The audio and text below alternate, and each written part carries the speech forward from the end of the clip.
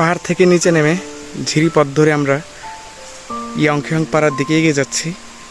তো এই ঝিরিতে একটা মাছ ধরার ফাঁদ দেখলাম, যেটা সবাইকে একটু দেখাই।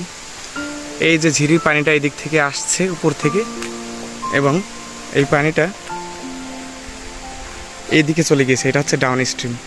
তো এই জায়গা থেকে দেখেন পানিটা হচ্ছে পাথরের মাধ্যমে একটা বাঁধ দিয়ে এক কেন্দ্রিক করা হয়েছে, অর্থাৎ যাতে একটা জায়গা দিয়ে প্রবাহিত হয়। এবং এইখানে দেখুন কিভাবে করা হয়েছে। এখানে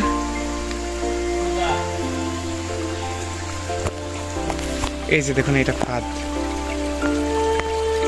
এটার মেকানিজমটা আমার জানা নাই, ট্রাইও করতেছি না কিভাবে কি করছে সেটা দেখার জন্য, কারণ ওরা এটা কষ্ট করে বানাইছে, হয়তো ওদের কোনো খাদ্য সংগ্রহের একটা সোর্স হিসাবে। সো এইখানে কোনো কিছু ডিসঅর্ডার না করেই ভালো। এই হচ্ছে ফাঁদটা।